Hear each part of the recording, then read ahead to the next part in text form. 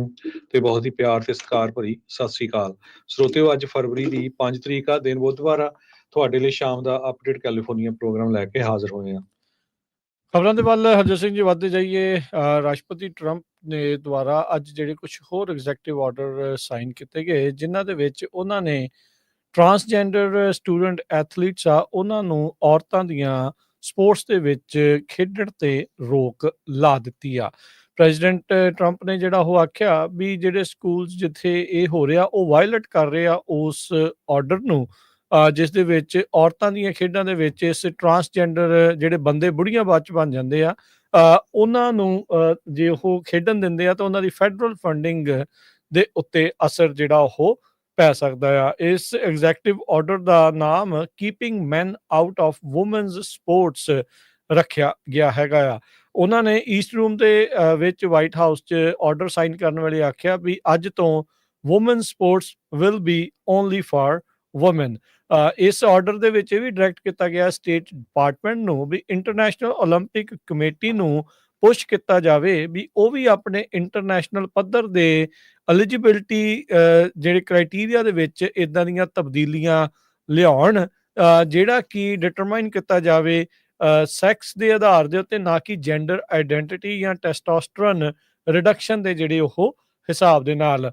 Trump administration education department ਦਾ ਨੂੰ ਜਿਹੜੇ ਇਸ ਪਾਲਿਸੀ ਨੂੰ ਲਾਗੂ ਕਰਨ ਦੇ ਲਈ ਵਰਤਣ ਜਿਹੜੇ ਉਹ ਜਾ ਰਹੇ ਆ।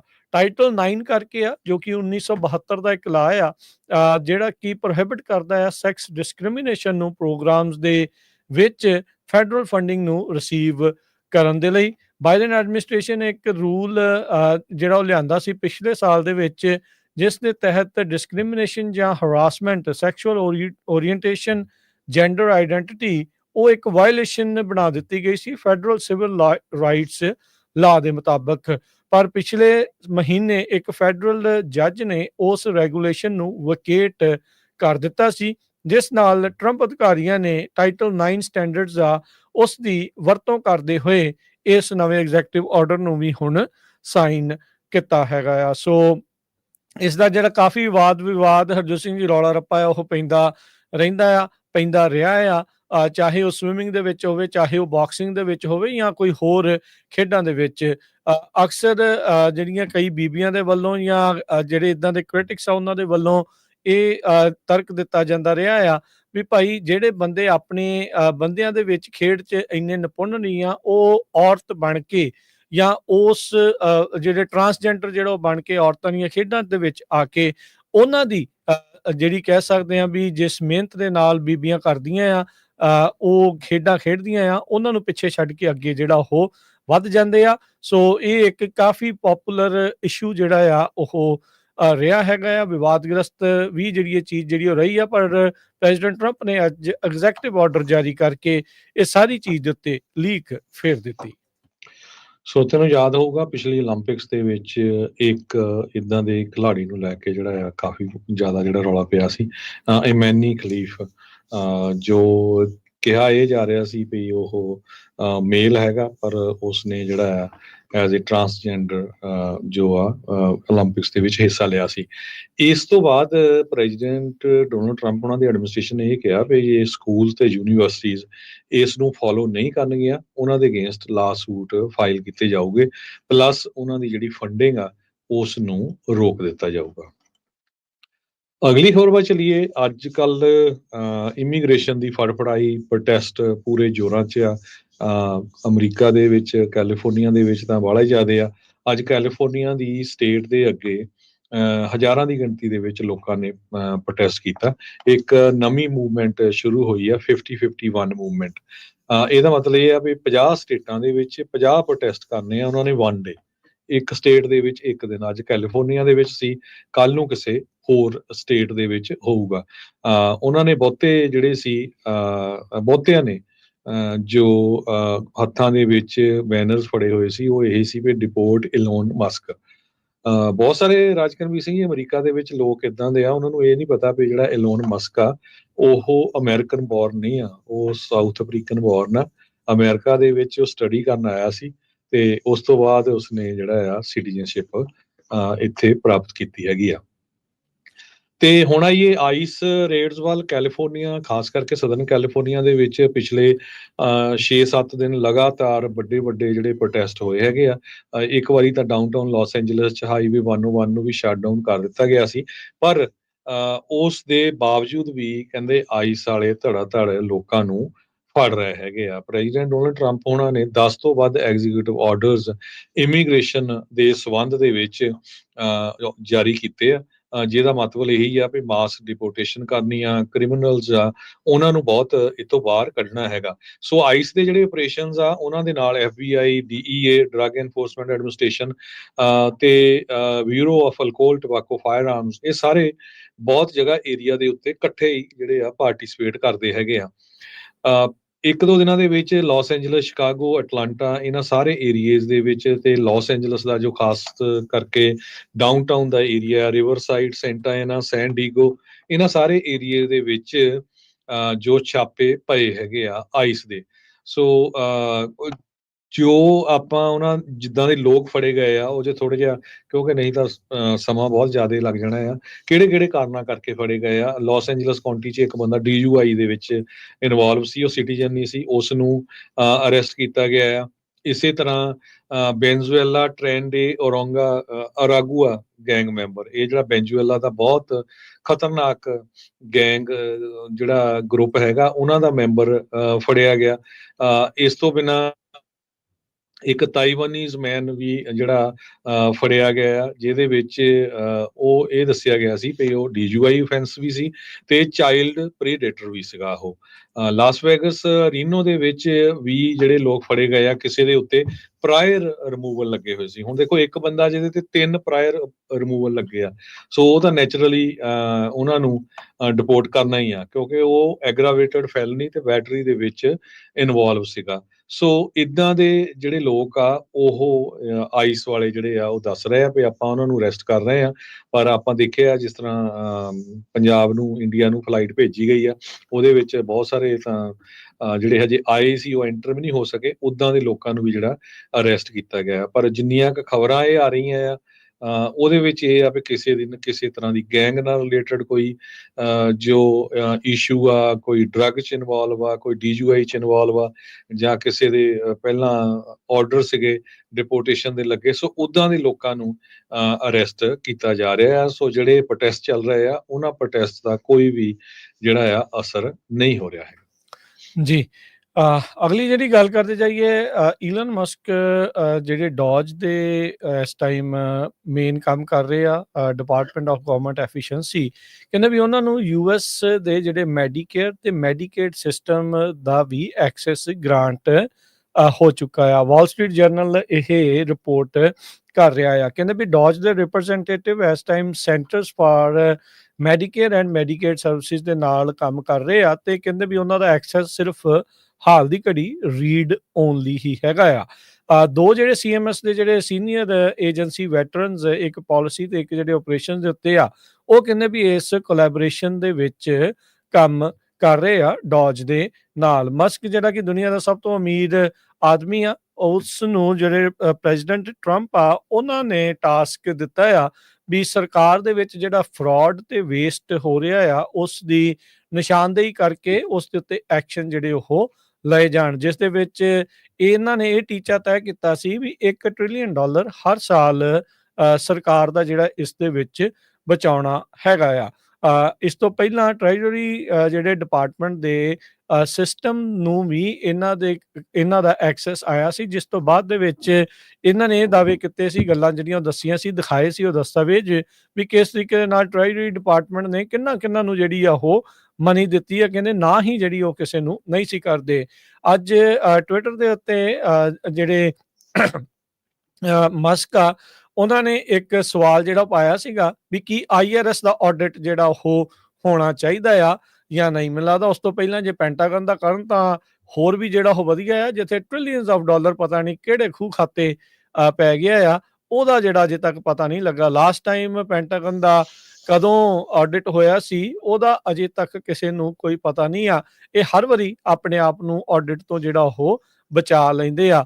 ਉਹਦੇ ਵਿੱਚ ਚੱਕਰ ਇਹ ਵੀ ਆ ਹਰਜੋਤ ਸਿੰਘ ਜੀ ਵੀ IRS ਨੇ ਤਾਂ ਅਮੀਰਜ਼ਾਦਿਆਂ ਦੇ ਉੱਤੇ ਟੈਕਸ ਲਾਉਣ ਦੀ ਗੱਲ ਕਰਨੀ ਹੈ, ਜਿਹੜੇ ਟੈਕਸ ਚੋਰੀ ਕਰਦੇ ਫੜਨੇ ਆ। ਪਰ ਪੈਂਟਾਗਨ ਦੇ ਵਿੱਚ ਉਹੀ ਜਿਹੜੇ ਅਮੀਰਜ਼ਾਦੇ ਆ ਉਹਨਾਂ ਦੇ ਫੈਡਰਲ ਕੰਟਰੈਕਟਸ ਬਹੁਤ ਹੁੰਦੇ ਆ। ਜਿਹੜਾ ਮਿਲਟਰੀ ਆਪਰੇਸ਼ਨਸ ਦੇ ਤਹਿਤ ਉਹਨਾਂ ਦਾ ਇੱਕ ਪੂਰਾ ਕੰਪਲੈਕਸ ਜਿਹੜਾ ਬਣਿਆ ਆ, ਉਧਰ ਨੂੰ ਮਨੀ ਵੀ ਜਿਹੜੀ ਉਹ ਬਹੁਤ ਜਾਂਦੀ ਆ। ਸੋ ਇਸੇ ਕਰਕੇ ਪੈਂਟਾਗਨ ਕਿਤੇ ਨਾ ਕਿਤੇ ਹਮੇਸ਼ਾ ਹੀ ਇਹਨਾਂ ਚੀਜ਼ਾਂ ਤੋਂ ਜਿਹੜਾ ਉਹ ਬਚਦਾ ਆ ਰਿਹਾ ਆ। ਪਰ ਜਿਹੜੇ ਇਲਨ ਮਸਕ ਆ ਉਹ ਹਾਲ ਦੀ ਘੜੀ ਇਸ ਤਰੀਕੇ ਦੇ ਨਾਲ ਕਹਿ ਸਕਦੇ ਹਾਂ ਵੀ ਜੰਗੀ ਪੱਧਰ ਦੇ ਉੱਤੇ ਉਹ ਲੱਗੇ ਹੋਏ ਆ। ਤੇ ਇੱਕ ਸਪੈਸ਼ਲ ਗਵਰਨਮੈਂਟ EMPLOYEE ਦੇ ਤੌਰ ਦੇ ਉੱਤੇ ਜਿਹੜੇ ਇਲਨ ਮਸਕ ਆ ਉਹਨਾਂ ਦੀ ਕੈਟੇਗਰਾਈਜੇਸ਼ਨ ਕੀਤੀ ਗਈ ਹੈਗੀ ਆ ਪ੍ਰੈਜ਼ੀਡੈਂਟ ਟਰੰਪ ਦੇ ਐਡਮਿਨਿਸਟ੍ਰੇਸ਼ਨ ਦੇ ਵਿੱਚ।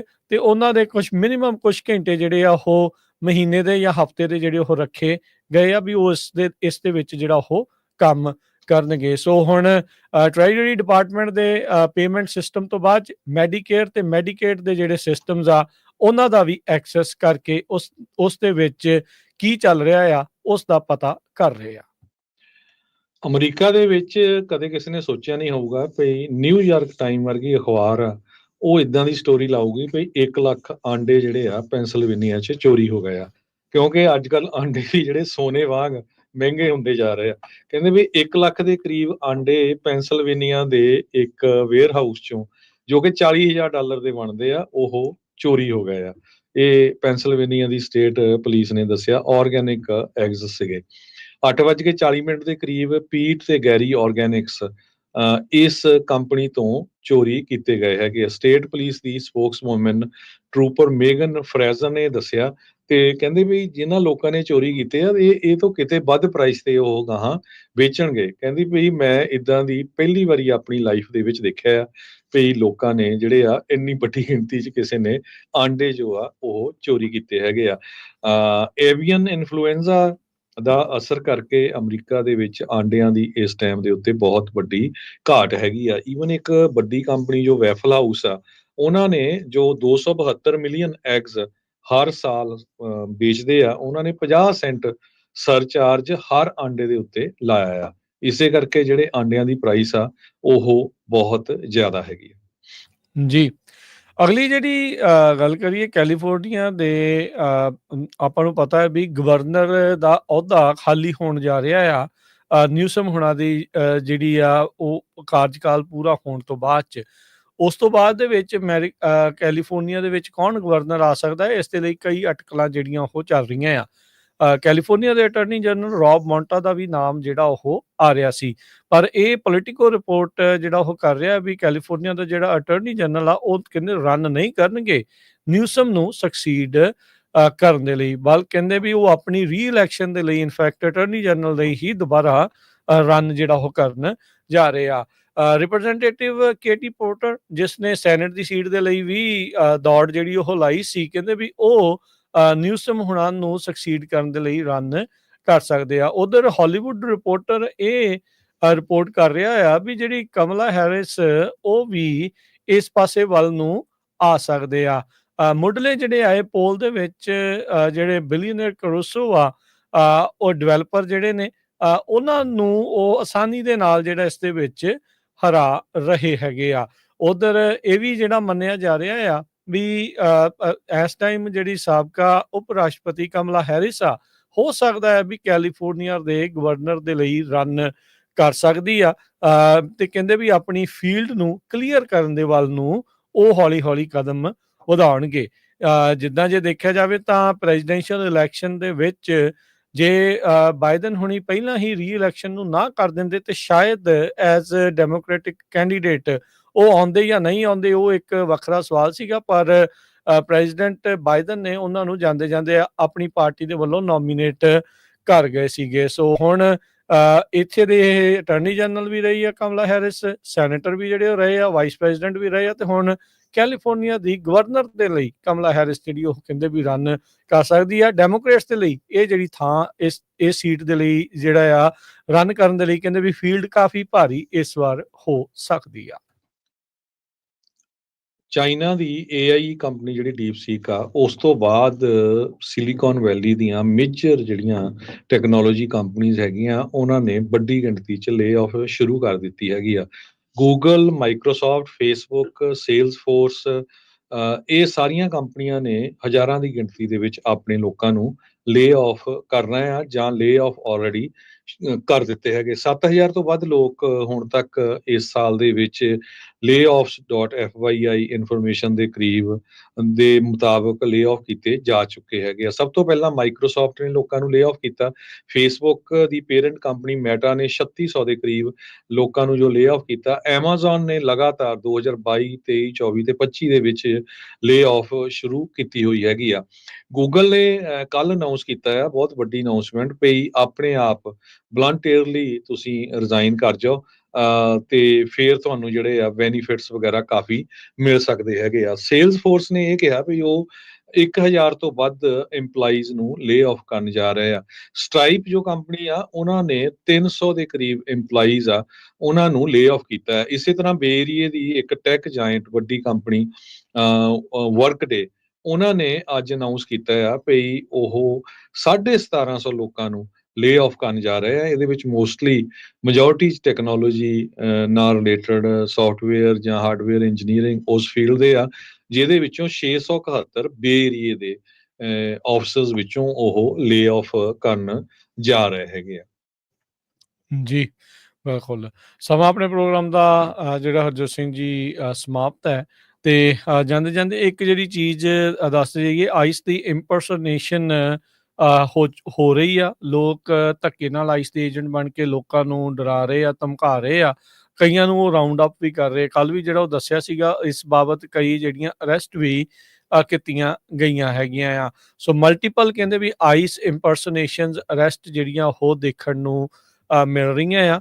ਹੁਣ ਤੱਕ ਕਈ ਲੋਕਾਂ ਨੂੰ ਗ੍ਰਿਫਤਾਰ ਕੀਤਾ ਗਿਆ ਆ।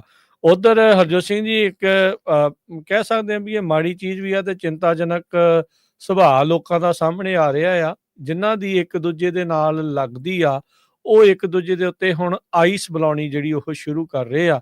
ਇੱਦਾਂ ਦੀ ਜਿਹੜੀ ਖਬਰ ਆ ਸੈਕਰਾਮੈਂਟੋ ਤੋਂ ਜਿਹੜੀ ਉਹ ਪਤਾ ਲੱਗੀ ਆ, ਜਿੱਥੇ ਇੱਕ ਜਾਣੇ ਦਾ ਦੂਜੇ ਜਾਣੇ ਦੇ ਨਾਲ ਕੋਈ ਮਤਭੇਦ ਦੇ ਚੱਲਦਿਆਂ ਇੱਕ ਦੂਜੇ ਦੇ ਉੱਤੇ ਕਿਸੇ ਇੱਕ ਨੇ ਜਿਹੜੇ ਉਹ ਦੂਜੇ ਦੇ ਉੱਤੇ ਆਈਸ ਦਾ ਛਾਪਾ ਜਿਹੜੀ ਉਹ ਪਾਉਣ ਦੀ ਜਿਹੜੀ ਉਹ ਕੋਸ਼ਿਸ਼ ਕੀਤੀ ਆ।